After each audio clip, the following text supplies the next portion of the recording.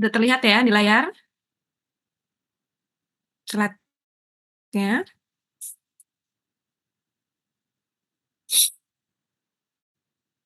Terlihat di layar slide? Lihat. Oke, kita mulai di sini mengenai aspek metabolisme air. Jadi, air ini merupakan salah satu elemen ataupun salah satu senyawa yang penting yang dimiliki oleh tubuh, ya, yang harus ada dan bahkan menjadi hal yang esensial. Kita lihat di sini kenapa sih air ini menjadi satu yang harus kalian pelajari terkait nantinya penggunaan suatu produk atau untuk pembuatan produk, tapi lebih kepada kita pencegahan penyakit terutama. Dan di sini kita lihat, kalian mungkin melihat banyak sekali iklan ataupun himbauan pemerintah ya dalam bentuk leaflet, poster mengenai manfaat minum air.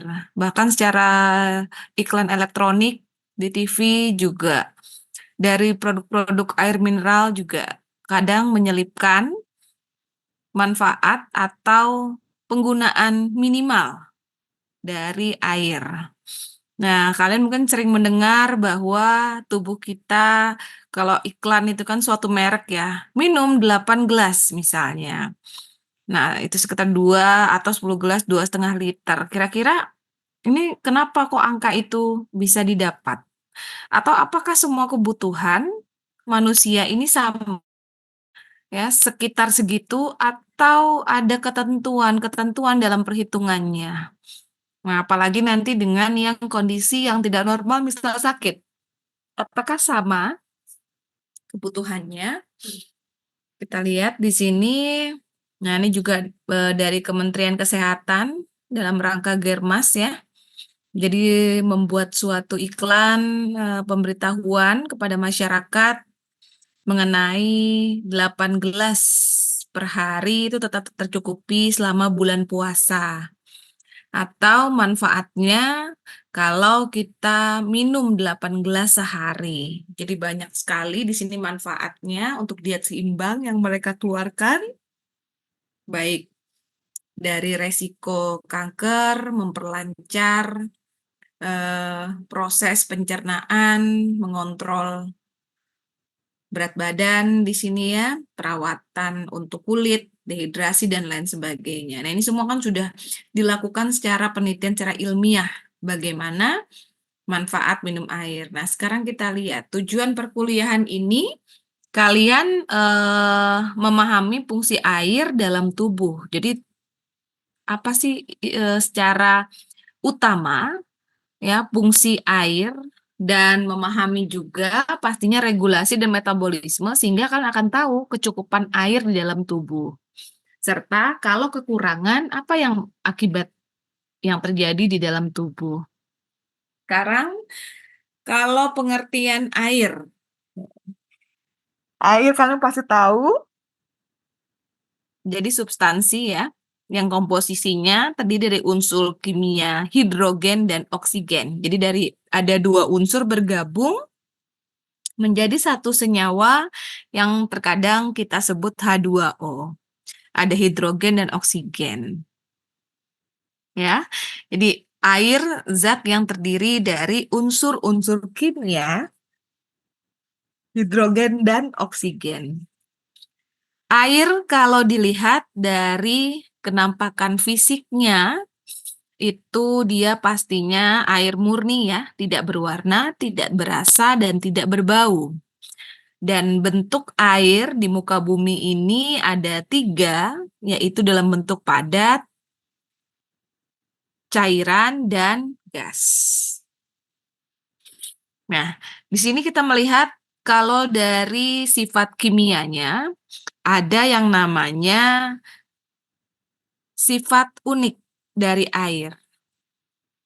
Yang pertama bahwa ikatan yang terjadi antara OH dengan lainnya kan mereka berikatan akhirnya membentuk suatu kayak kompleks gitu loh. OH berikatan dengan O lagi H. Nah, jadi kayak suatu kompleks yang mana itu namanya kovalen polar, di mana mereka tidak sharing. Sharing itu kayak pembagiannya ataupun mereka membagi ya elektronnya itu secara sama. Jadi berbeda. Nah, tarik menarik ini merupakan mereka, maksudnya ikatan ini ya, ikatan kovalen polar. Jadi tarik menarik yang terjadi itu merupakan hasil dari ikatan kovalen polar. Kita lihat dulu di sini bagaimana sih untuk memahami, terlihat nggak ini?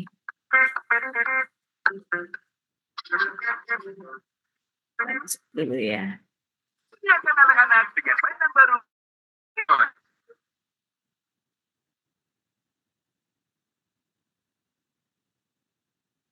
Ikatan kovalen. Ikatan kovalen adalah ikatan yang terbentuk karena pemakaian bersama pasangan elektron oleh dua atom yang berikatan. Ya.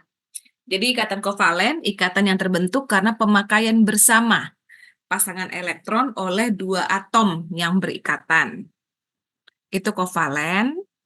Ikatan kovalen terbentuk antara sesama atom non-logam. Jadi sesama atom non-logam. Makanya H dengan O kan mereka bukan logam. Jadi sesama atom non-logam. Salah satu contoh dari ikatan kovalen yang tidak lepas dari kehidupan kita adalah H2O atau hidrogen monoksida yang kita kenal sebagai air. Siapa yang tidak mengenal air? Makhluk hidup mulai dari mikroorganisme hingga manusia membutuhkan air. Air merupakan kebutuhan utama bagi proses kehidupan. Air merupakan senyawa kimia yang paling berlimpah di alam, memiliki titik beku 0 derajat Celcius dan titik mendidih 100 derajat Celcius. Air tersusun atas atom H dan atom O.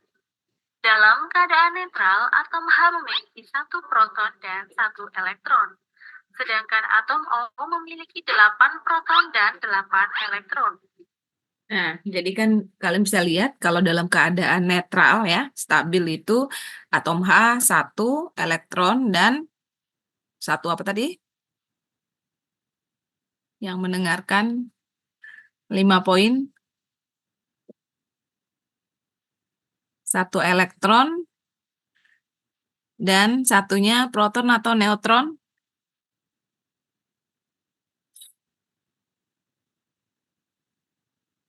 Yang tadi mendengarkan 5 poin. Atau saya tanya Anissa Nur Aulia Hasanah. Atom H tadi memiliki 1 elektron dan 1 proton, Ibu. 1 proton. Kita lihat. Atom O memiliki 8 proton dan 8 elektron. Proton. Atom H memiliki konfigurasi elektron 1, sehingga elektron valensinya adalah 1. Sementara atom O memiliki konfigurasi elektron 2, 6, sehingga elektron valensinya adalah 6. Pada keadaan ini, atom H dan O tidak stabil karena semua kulitnya tidak terisi penuh oleh elektron. Berdasarkan kaidah oktet, untuk mencapai kestabilannya, maka atom O membutuhkan 2 elektron. Sedangkan atom H akan mengikuti kaidah duplet dengan menerima 1 elektron. Dalam ikatan kovalen, setiap atom H memiliki 1 elektron yang dipakai secara bersamaan dengan atom O. Dengan demikian, atom H dan atom O dapat mencapai kestabilannya melalui pemakaian bersama pasangan elektron membentuk senyawa H2O.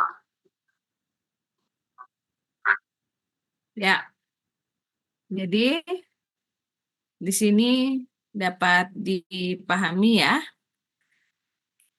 Maksudnya, kenapa kok dia terbentuknya tadi H2O? Area, saya ini kan iklannya. Guys, rambut saya tidak memiliki laut siap untuk hemat bareng. Sangat sendiri. Masa repot.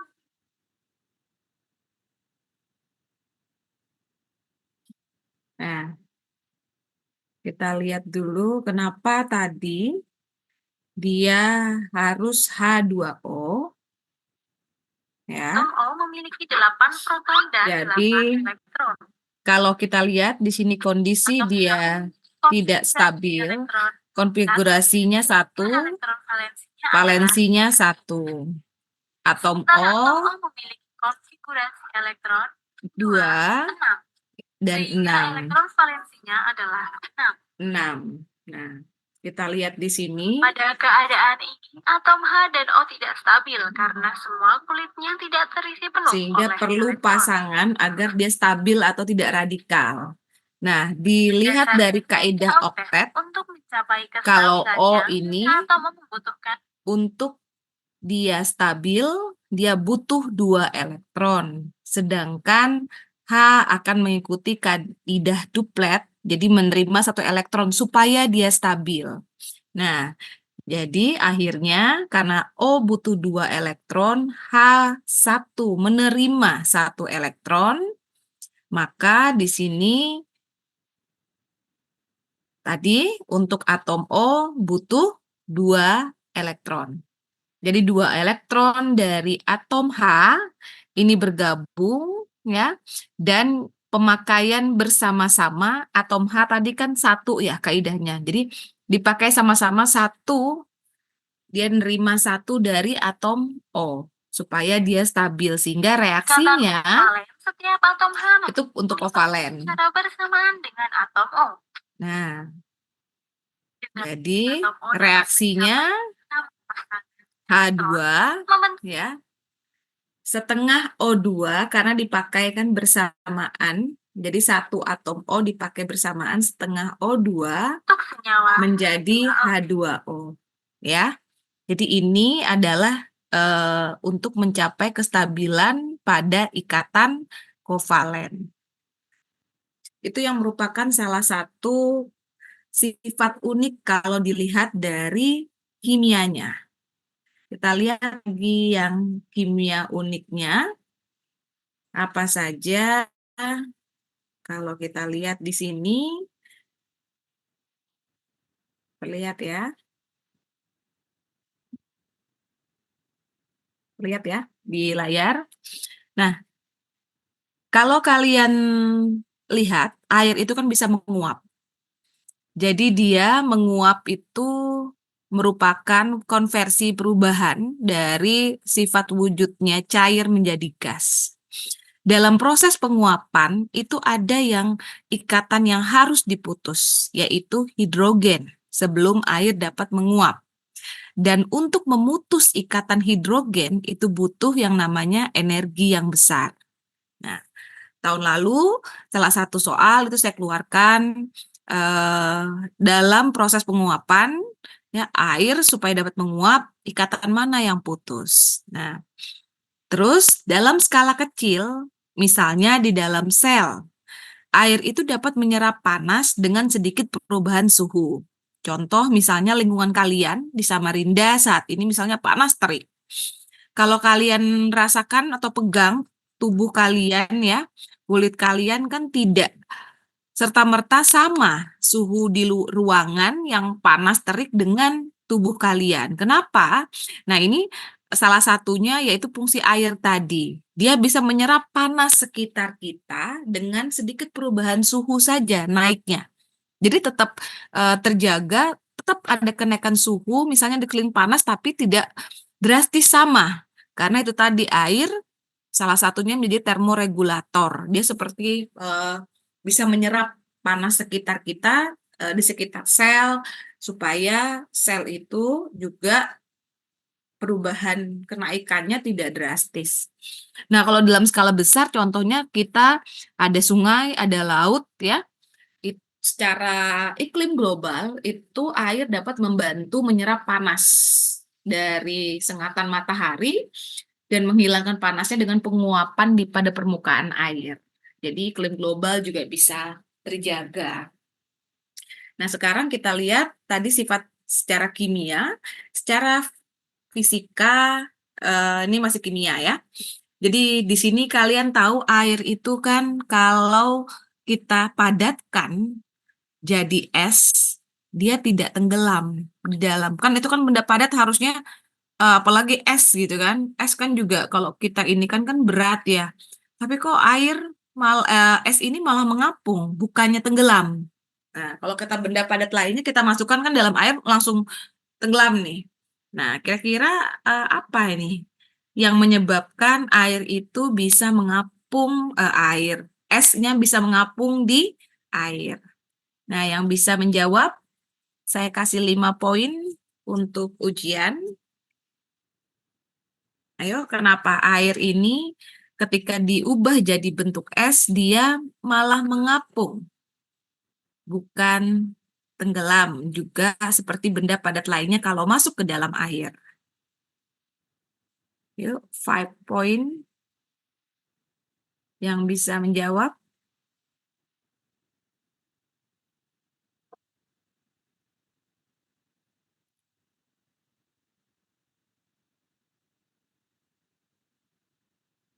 Ya, jangan mau jangan mau kalah sama yang kemarin. Ayo, Karena masa jenisnya, Bu. masa Masa siapa? jenis Masa jenisnya, kenapa masa jenisnya? di Kenapa? Masa jenis air, ya? Atau es? es batunya lebih kecil dari air, Bu. Kerapatan atau masa jenis es itu lebih kecil dari air. Makanya dia mengapung. Kita lihat di sini. Nah, jadi kerapatan es lebih rendah dibanding air. Jadi dia maksimal itu pada suhu ya. Jadi mulai minus 40, kita lihat di sini grafiknya, di sini kan temperatur ya. Di sini densitasnya. Nah, di minus 40 dia masih 0, jadi makin kenaikan suhunya itu makin naik densitasnya dan maksimal itu dia 1 di posisi suhu 4 derajat. Itu adalah kerapatan es. Naik temperatur, turun lagi densitasnya atau sama dengan akhirnya menjadi cairan, ya kan? Sama-sama cair jadinya. Jadi maksimal itu di suhu 4 derajat, itu gambaran dari kerapatan esnya. Jadi lebih rendah dibanding air, makanya karena lebih rendah densitasnya dia akan mengapung. Nah, ini salah satu bentuk keunikan dari air. Kita lihat di sini sifat fisika. Sifat fisika secara fisik kita lihat kalau air kita pandangi ini ya, ada yang namanya sifat fisik. Tegangan permukaan. Tegangan permukaan ini apa? Jadi permukaan air itu seperti punya tegangan atau ada lapisan. Contoh kalau misalnya kalian ini kan benda kecil yang ringan sekali, helaian daun atau kapas yang tipis sekali gitu ya, bulu misalnya yang tipis. Kalau kalian jatuhkan di air, dia kan mengapung seperti dia itu seperti berada kalau jatuh itu di tanah atau di karpet gitu loh, gitu kan. Nah, kita seakan-akan melihat air ini punya lapisan. Nah, itu adalah tegangan permukaan. Jadi permukaannya itu seperti ada tegangan yang kayak melapisi ketika ada benda-benda tipis. Jadi dia tidak jatuh kan, tapi malah seperti dia jatuhnya itu seperti kayak helaian daun gitu kan. Nah, seakan-akan dia di permukaan datar, gitu kan? Nah, itu adalah tegangan permukaan dari air. Lalu ada kalor penguapan. Tadi kan kalian lihat ya, titik didihnya berapa, kalor penguapan. Jadi menghasilkan kalor pada saat proses penguapan. Kerapatan suhunya. Nah, tadi juga sudah dilihat ya dari kerapatan densitasnya, suhu berapa kerapatan dari densitas air gitu kan di suhu maksimal 4 derajat itu sifat fisiknya. Kapasitas melarutkan. Air juga kalau kita lihat kalian punya air hangat atau panas, masukkan gula, itu bisa melarutkan jadi zat-zat tertentu. Dan itu secara fisik kan terlihat ya. Atau air biasa, ada sirup ya dengan kekentalan tertentu, kalian tuangkan, kalian aduk, bisa terlarut atau secara homogen menyatu dengan air. Itu secara fisik yang bisa dilihat merupakan sifat-sifat unik dari air. Nah, sekarang di sini kita lihat adalah air itu sendiri memiliki manfaat atau fungsi. Kenapa di dalam tubuh kita bisa lihat ke paling banyak ya komposisi zat di dalam tubuh kita itu air, yaitu sekitar 65 sampai 95%. Nah, dengan fungsi dengan penempatan di berbagai jaringan dan organ itu berbeda. Contoh di otot 75%, lemak terdiri ada air tetap 20%, darah 83% dan lain sebagainya. Di sini ada suatu pernyataan yang menyatakan bahwa air itu merupakan komposisi ya terbanyak ya di dalam tubuh kita antara range, jadi ada range-nya berbeda dari usia atau dari perkembangan seseorang. Contoh di sini pada balita, bayi itu kandungan airnya lebih banyak. Sedangkan pada dewasa, laki-laki dan perempuan ini mengalami penurunan jumlah persentase air di dalam tubuh. Dan makin usia bertambah ya, makin menurun. Nah, hal ini kenapa kok persentase air ini bisa berbeda-beda? Karena ini terkait dari perkembangan ya, dari proporsi ya bentuk tubuh kita. Misalnya waktu bayi, waktu kita masih anak-anak saja, proporsi bentuk tubuh kita kan organ-organ di dalamnya mungkin belum secara kompleks ataupun otot, tulang itu kan juga belum mengalami pertumbuhan. Nah, sehingga di sini komposisi air jelas dia lebih banyak. Tapi kalau misalnya tulang mulai memadat ya, mengalami pertumbuhan, otot dan sebagainya. Nah, jadi jumlah komposisi air akan mengikuti, juga akan menurun karena kan tulang semakin tumbuh, semakin padat kan itu kan ada kalsium, ada yang lain sebagainya, zat kapur, sehingga air itu akan mengalami penurunan persentase. Begitu juga organ-organ tubuh kita kan mulai semakin sempurna, semakin kompleks. Jadi hal tersebutlah yang menyebabkan jumlah air juga akan mengikuti gitu lah. Jadi akan menurun karena adanya desakan misalnya dari udah kita besar aja kan lemak gitu kan. Dia akan mendorong gitu yang tadinya mungkin airnya banyak, adanya ketambahan lemak dalam tubuh kita ya airnya akan berkurang. Nah, itu yang terjadi. Sekarang kalau kita sebentar ya.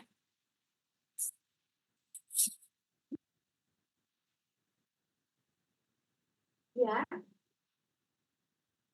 Ya. Enggak. Ya. Ya, terima kasih ya.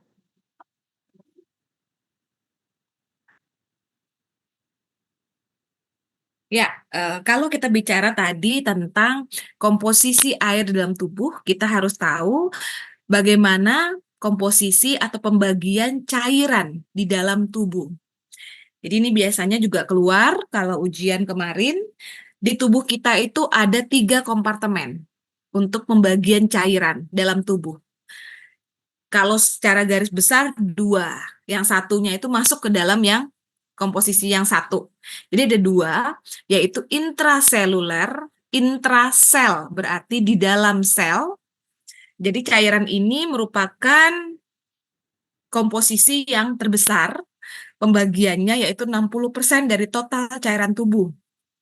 Yang kedua ada ekstraseluler, ini yang terdapat di luar sel, ya, selain yang di dalam sel.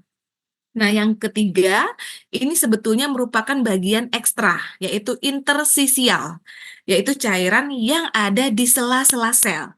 ini masuk di dalam ekstraseluler. Jadi kalau orang tanya, bagian cairan tubuh dalam tubuh kita dua, ekstra dan intra.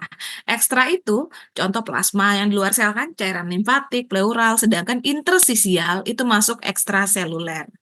Karena dia merupakan cairan yang berada di antara sel. Nah, kita lihat di sini, kalau digambar dengan jelas, ada intraseluler yang di dalam sel. Ada ekstraseluler. Ekstra itu terdiri dua, ada interstisial, ada lainnya. Interstisial di mana? Yang ada di sela-sela sel. Nah, sisanya di luar sel yang lain adalah plasma, cairan limfa, tadi kan, cairan yang ada di mata, okular, dan lain sebagainya. Nah, kalau di sini misalnya kita ditanya bagaimana sih kebutuhan air yang harus kita sediakan atau memang kita butuhkan? Apakah setiap orang sama atau ada ketentuan-ketentuan tertentu? Kalau berbicara seperti ini, kita harus tahu fungsi air. Kita review dulu apa sih fungsi air di dalam tubuh dan bagaimana regulasinya, mekanisme tubuh itu dalam menyeimbangkan. Kan tubuh kita tahu punya mekanisme homeostasis dan sebagainya, homeostasis dan lain-lain dalam rangka menyeimbangkan segala proses-proses reaksi dan metabolisme di dalam tubuh. Tetapi ketika tubuh sudah tidak bisa dan mampu menyeimbangkan, memperbaiki, itulah muncul gejala, tanda dari satu keadaan yang kita sebut penyakit. Nah, sekarang kita lihat di sini air ya, satu-satu tentang air. Yang pertama ada suatu pernyataan nih dari jurnal. Saya baca bahwa air itu merupakan hal yang esensial, yang sangat penting dibutuhkan pada kehidupan. Secara signifikan ini lebih dibutuhkan dibandingkan makanan. Kenapa? Kematian itu bisa bisa langsung terjadi gitu ya setelah satu minggu kita tanpa adanya air atau cairan apapun. 2 sampai 3 hari pada keadaan panas itu juga bisa langsung menyebabkan kematian. Tetapi manusia dapat survive atau dapat bertahan hidup, ya diketahui dapat bertahan hidup dengan sampai beberapa bulan tanpa makanan. Kalau kita hanya minum cairan saja. Nah, itu yang menyebabkan air ini merupakan hal yang sangat signifikan, penting. Bahkan kalau ada dari hasil ini penelitian, mungkin pada hewan coba, ya kematian dapat terjadi 1 minggu tanpa minum cairan apapun dan 2 sampai 3 hari itu jika udara terik yang panas. Jadi kalian di Samarinda saat ini yang mungkin cuaca sedang panas ya, jangan lupa kebutuhan airnya.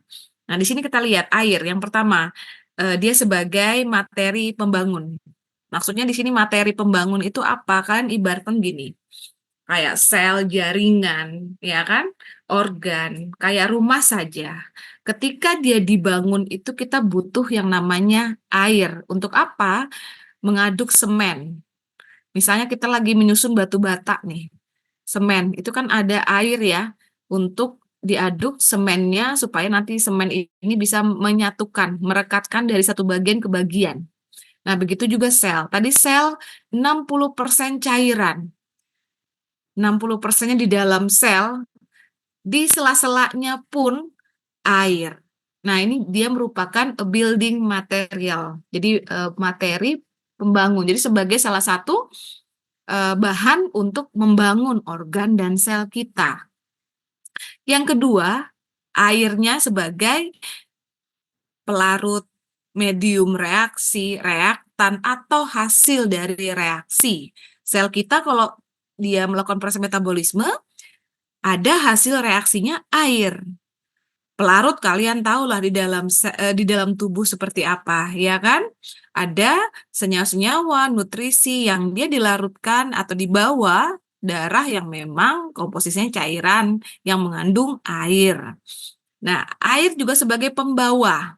Nah, Ini juga pasti sudah tahu di dalam tubuh apa yang dibawa air sampai keluarnya hasil buangan metabolisme yang harusnya dikeluarkan itu kan juga dikeluarkan oleh air kan medianya kita kencing gitu kan.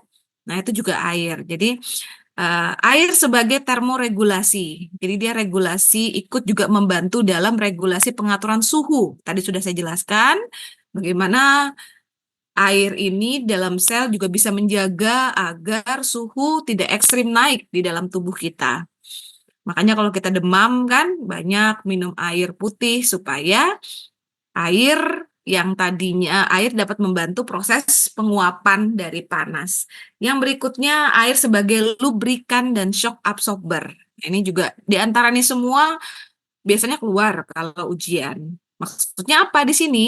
Esai biasanya kalau soal-soal seperti ini, lubrikan dan shock absorber, maksudnya lubrikan itu pelumas dan shock absorber itu seperti bantalan. Bantalan kalau misalnya ini biasanya di tulang dan otot ya. Lubrikan tuh pelumas. Jadi ada beberapa pelumas yang memang ada di dalam tubuh kita supaya ketika tulang kita bergerak, kita berlari, kita berjalan itu tidak bergesekan. Nah, salah satunya komposisinya tuh air. Jadi shock absorber tuh kayak bantalan. Jadi air itu membentuk seperti bantalan juga ya di antara pelumas. Jadi kalau kita tadi misalnya terbentur atau kita lagi melakukan aktivitas itu tidak langsung bergesekan tulang sama tulang misalnya. Otot. Nah, itu juga. Jadi ada seperti kalau diistilahkan tuh shock absorber tuh kayak bantalannya lah gitu. Jadi tidak langsung satu tulang dan tulang lain tuh bertemu gitu. Nah, itu ya. Nah, kalau tadi kalian sudah tahu kan komposisi air ya, ada 2, intra dan ekstraseluler. Sekarang dibagi. Kalau distribusinya kita anggap manusia 70 kilo. 70 kilo berarti kita anggap ada sekitar 60% lah. Kalau tadi yang pada dewasa kan, pria dan wanita 60% itu kita anggap 42 liter.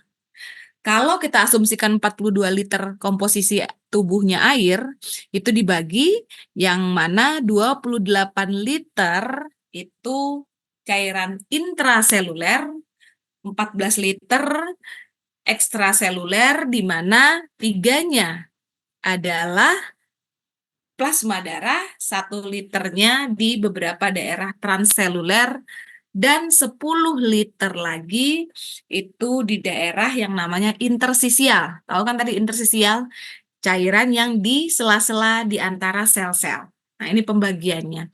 Kemarin waktu ujian juga keluar nih salah satu soalnya di sini ya. Nah, ini nih pembagiannya 60% dari tubuh 42 liter dibagi ekstra dan intra. Intra sekitar 28 liter, sisanya 14 dibagi lagi 10 dengan 3 ya. Nah, oke.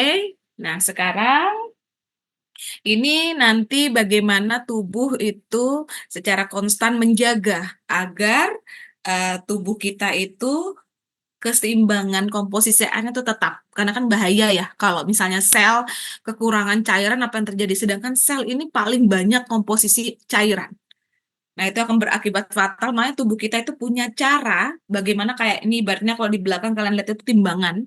Bagaimana membalanskan, menyeimbangkan. Nah, ini nanti saya akan masuk di minggu depan. Saya akan review ini ya, beserta nanti langsung masuk bioenergetika. Langsung kita belajar juga sistem buffer, sistem penyangga tubuh. Kan kalian sudah pernah menghitung pH, ya kan? Bahkan pernah memberikan buffer supaya pH tertentu kan inginkan. Nah, tubuh juga punya kan pH darah berapa. Nah, itu juga ada sistem buffernya supaya pH-nya tetap. Itu kita bahas ya. Karena mohon maaf ini waktunya mepet. Saya juga harus siap-siap karena akan ada rapat di Dikti. Jadi nanti kita akan sambung di sisanya di minggu depan. Nah, itu jadi pertemuan saya terakhir dan dosen lain juga segera diingatkan di jadwal reguler agar kalian nanti bisa tepat waktu selesai di termin 1. dan akan masuk termin 2 karena termin 1 ini paling banyak liburnya, apalagi sudah kita mendekati bulan puasa dan juga nanti Lebaran, dan ada juga hari-hari raya lainnya mungkin ya yang akan ada jatuh di termin 1. Itu yang harus kita siasati supaya bisa selesai tepat waktu untuk di semester genap ini ya. Absen saya buka, kasih tahu kelas yang kemarin sudah masuk untuk nantinya bisa segera absen, dan saya tutup sampai tepat pukul, kalau di sini 11 ya, di sana 12 ya. Oke, saya izin leave, kalian cek langsung nanti di startnya ya, ini saya buka dulu. Terima kasih. Wassalamualaikum warahmatullahi wabarakatuh.